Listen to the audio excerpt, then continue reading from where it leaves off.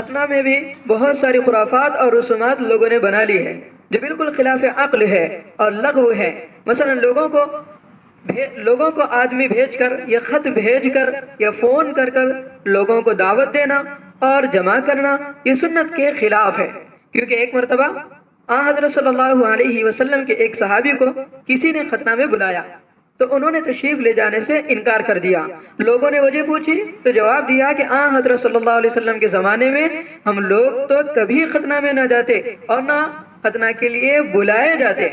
اس حدیث سے معلوم ہوا کہ جس چیز کا مشہور کرنا ضروری نہ ہو اس کے لیے لوگوں کو بلانا جمع کرنا یہ سنت کے خلاف ہے، شریعت کے خلاف ہے۔ اس میں بہت ساری رسومات آ گئی ہیں جن کے لیے لمبے چوڑے اہتمام کرنے پڑتے ہیں۔ مثلا بعض جگہ ان رسموں کی بدولت ختنہ میں اتنی دیر ہو جاتی ہے کہ لڑکا بڑا ہو جاتا ہے اور سب جمع ہونے والے اس کا بدن دیکھ لیتے ہیں، حالانکہ صرف ختنہ کرنے والے کے علاوہ اوروں کو اس کا بدن دیکھنا حرام ہے اور گناہ کبیرہ ہے۔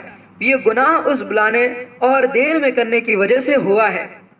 اصل تو یہ ہے کہ جب بچے میں برداشت کی قوت ہو تو فوراً کم عمر میں ختنہ کرا دے، اگر قوت نہ ہو، برداشت نہ کرتا ہو تو شریعت نے اجازت دی ہے بڑے ہونے کے بعد بھی ختنہ کروا سکتے ہیں۔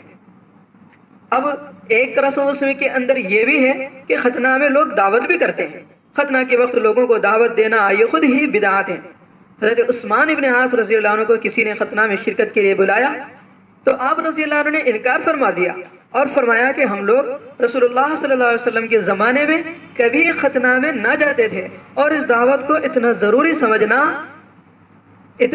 سمجھنا کہ اس کے لیے لوگ اگر پیسے نہ ہوں تو ختنہ کو روک دیتے ہیں، پھر جب پیسے جمع ہو جاتے ہیں تو پھر سارے لوگوں کو بلا کر وہ ختنہ کرواتے ہیں اور ادھار لے کر ختنہ کرواتے ہیں، اس کی دعوت کرتے ہیں، پھول پہناتے ہیں اور نہ جانے کیا کیا کرتے ہیں، بعض جگہ کپڑے بناتے ہیں اور اس کے علاوہ اور بھی بہت سارے رسومات لوگوں نے بنا لی ہیں۔ یقیناً شریعت کا ان سارے رسومات سے کوئی تعلق نہیں ہے۔ ختنہ کے لیے صرف ایک ڈاکٹر کو بلائیں اور پھر ختنہ کرا دیں۔ اب بعض لوگ ماشاءاللہ وہ ہوتے ہیں جو ختنہ کی دعوت بالکل نہیں کرتے، لیکن ان کے اعزاء اقارب رشتہ دار وہ ختنہ کی دعوت کرتے ہیں، تو کیا پھر ان کی دعوت پر ہمارا جانا ضروری ہے؟ اب یہ ایک مسئلہ ہے۔ یہ لوگ سوال کرتے ہیں کہ کیا ہم اس دعوت میں جائیں، اس دعوت میں شرکت کریں؟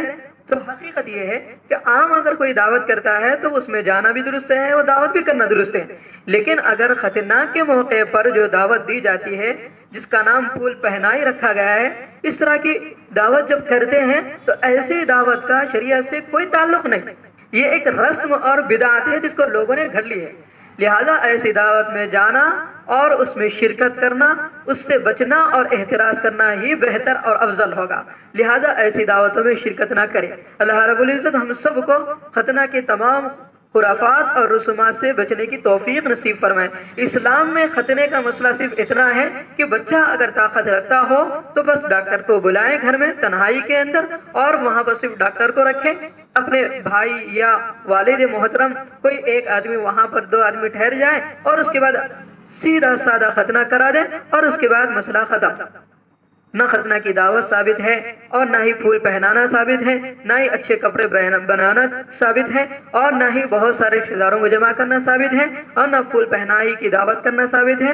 یہ ساری چیزیں لوگوں نے اپنے طرف سے بنوا لی ہے، شریعت کا اس سے کوئی تعلق نہیں ہے۔ بعض دفعہ جب بچہ بڑا ہو جاتا ہے تو ہماری گھر کی عورتیں بھی جاتی ہیں اور پھر بچے کو برہنہ حالت میں دیکھتی ہے، اس سے حیا ختم ہو جاتی ہے، ہماری گھروں کی عزت ختم ہو جاتی ہے، ہمارے ماں بہنوں کی آبروئیں ختم ہو جاتی ہے۔ اس لیے میرے بھائیوں، اللہ رب العزت سے یہ عاجز بھی دعا کرتا ہے اور آپ بھی کوشش کریں، ہم سب کوشش کریں کہ ایسے تمام خرافات اور رسومات سے انشاءاللہ ضرور ہم بچیں گے۔ اللہ رب العزت ہم سب کو اس سے بچنے کی توفیق نصیب فرمائے۔